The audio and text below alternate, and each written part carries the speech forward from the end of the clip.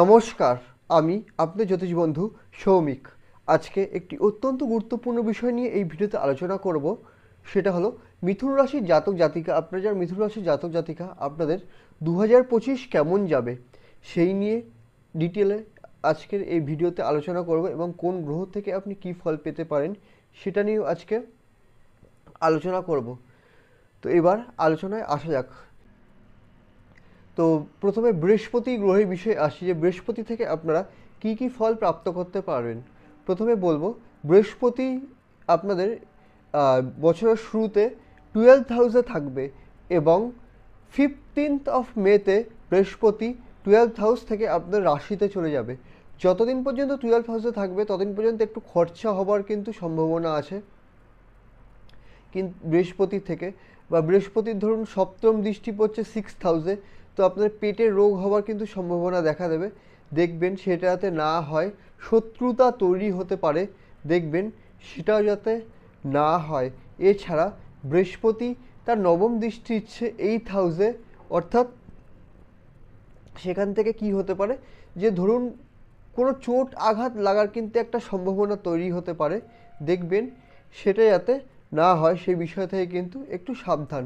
কিন্তু 15th of মের পরে বৃহস্পতি যখন আপনার রাশিতে চলে আসবে তখন বৃহস্পতি কিন্তু অনেক ভালো ফল দিতে আরম্ভ করবে আপনাদের। কি কি ফল প্রাপ্ত করতে পারেন? প্রথমে শরীর, বৃহস্পতি যখন রাশিতে প্রবেশ করে তখন আপনার শরীরটা কিন্তু বেশ ভালো থাকবে, আগের তুলনায় শরীরের কন্ডিশন কিন্তু অনেক বেটার হয়ে যাবে। এছাড়া বৃহস্পতি পঞ্চম দৃষ্টি দেবে 5th হাউসে, উচ্চবিদ্যার জায়গাটা কিন্তু খুব ভালো হওয়ার বিশেষ সম্ভাবনা রয়েছে। বৃহস্পতি সপ্তম দৃষ্টি দিচ্ছে আপনাদের 7th হাউসে, অর্থাৎ যাদের বিয়ে ধরুন আটকে হচ্ছিল না, হতেই পারে যে 15th অফ মের পরে তাদের বিয়ে হয়ে গেল, সেই সম্ভাবনা আছে। বা স্বামী স্ত্রীর ভেতরে সম্পর্ক কিন্তু মজবুত হওয়ার কিন্তু বা আরও দৃঢ় হওয়ার কিন্তু বিশেষ সম্ভাবনা রয়েছে। এছাড়া বৃহস্পতি নবম দৃষ্টি হচ্ছে 9th হাউসে, অর্থাৎ পিতার সাথে সম্পর্ক কিন্তু আরও ভালো হবার কিন্তু সম্ভাবনা রয়েছে। তো এই ঘটনাগুলো কিন্তু হওয়ার কিন্তু বিশেষ সম্ভাবনা রয়েছে কবে? 15th অফ মের পরে। এইবার আসি শনির বিষয়। মিথুন রাশিতে শনি কিন্তু একটি রাজ্যকারক গ্রহ।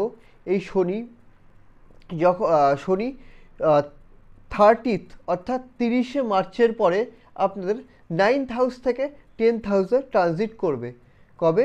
30শে মার্চের পরে 9th হাউস থেকে 10th হাউসে ট্রানজিট করবে। যখন এটা হবে তখন কিন্তু কর্মে কিন্তু আরও উন্নতি হবার কিন্তু সম্ভাবনা থাকবে, কর্মের জায়গাটা আরও মজবুত হবার কিন্তু সম্ভাবনা থাকবে। কর্মে ধরুন আরও আরও বলতে পারেন যে প্রমোশন, সেই জায়গাটাও কিন্তু প্রমোশন পাওয়ার একটা জায়গা কিন্তু তৈরি হবার কিন্তু বিশেষ সম্ভাবনা রয়েছে। শনি তৃতীয় দৃষ্টি দেবে 12th হাউসে। জন্মছকে শনির প্লেসমেন্টটা খুবই গুরুত্বপূর্ণ। যদি জন্মছকে শনির প্লেসমেন্টটা যদি ভালো থাকে তাহলে হতেই পারে যে আপনি কোনো কিছু পারচেস করলেন, তার জন্য অর্থ ব্যয় হলো। ভালো কোনো জিনিস পারচেস করলেন, ধরুন একটা টিভি পারচেস করলেন, ফ্রিজ পারচেস করলেন, সেই জন্য অর্থ ব্যয় হলো। কিন্তু জন্মছকে শনি যদি পীড়িত হয় তাহলে শরীর খারাপের জন্য কিন্তু একটু অর্থ ব্যয় হবার কিন্তু একটা সম্ভাবনা রয়েছে। কবে বললাম? 30শে মার্চের পরে। শনি 10th হাউস থেকে দৃষ্টি দিচ্ছে 4th হাউসে। মায়ের শরীরের বিষয়ে কিন্তু একটু সাবধান হবার কিন্তু প্রয়োজন থাকবে 30শে মার্চের পরে। দেখবেন মায়ের শরীর যাতে খারাপ যাতে না হয়। শনি দশম দৃষ্টি দিচ্ছে 7th হাউসে, অর্থাৎ স্ত্রীর সাথে সম্পর্ক কিন্তু এই সময় কিন্তু খুব একটা খারাপ থাকবে, আমি কিন্তু সেটা কিন্তু বলবো না। স্ত্রী বলুন বা আমি মেইনলি বলছি আপনার লাইফ পার্টনারের সাথে সম্পর্ক কিন্তু ভালো যাবার কিন্তু বিশেষ সম্ভাবনা রয়েছে। অর্থাৎ বৃহস্পতি এবং শনি এই দুটো দৃষ্টি কিন্তু 7th হাউসে পড়ছে আপনার। তো লাইফ পার্টনারের সাথে সম্পর্ক কি যদি ভালো না থেকে থাকে তারা কিন্তু একটা ইমপ্রুভমেন্টের কিন্তু এই বছরে কিন্তু একটা ভালো জায়গা রয়েছে। এরপরে যে বিষয়টা নিয়ে আলোচনা করব সেটা রাহুর বিষয়ে আলোচনা করব। রাহু 18th মেতে 10th হাউস থেকে 9th হাউসে ট্রানজিট করবে, সেই জন্য একটু পিতার সাথে কিন্তু ভুল বোঝাবুঝি হওয়ার কিন্তু সম্ভাবনা রয়েছে এই বছরে, দেখবেন সেটা যাতে না হয়। এছাড়া আধ্যাত্মিকতা বা ধরুন ধর্মে মন চট করে বসতে চাইবে না, এই ধরনের সমস্যাগুলো কিন্তু আসতে পারে যখন রাহু 9th হাউসে ট্রানজিট করবে। তো এই বিষয়গুলো যাতে না আসে সেটা কিন্তু আপনারা কিন্তু একটু নজর দেবেন। যখনই রাহু 9th হাউসে ট্রানজিট করবে, উল্টো দিকে কেতু 3rd হাউসে ট্রানজিট করবে, 4th থেকে 3rd হাউসে ট্রানজিট করবে। তো কি হতে পারে, অলসতা বৃদ্ধি হওয়ার কিন্তু একটা কিন্তু সম্ভাবনা রয়েছে। দেখবেন সেটা যাতে না হয়, অর্থাৎ ধরুন একটা কাজ ধরুন 5 দিনে হয়ে যাওয়ার কথা, সেটা আপনি 7 দিনে করছেন, সেই প্রবণতা কিন্তু থাকার কিন্তু সম্ভাবনা রয়েছে। দেখবেন সেটা যাতে না হয়। ছোট ভাইয়ের সাথে সম্পর্ক কিন্তু একটু আহ, মানে সম্পর্কে কিন্তু একটু অবনতি হওয়ার কিন্তু একটা সম্ভাবনা রয়েছে। দেখবেন সেই জিনিসটা যাতে না হয়।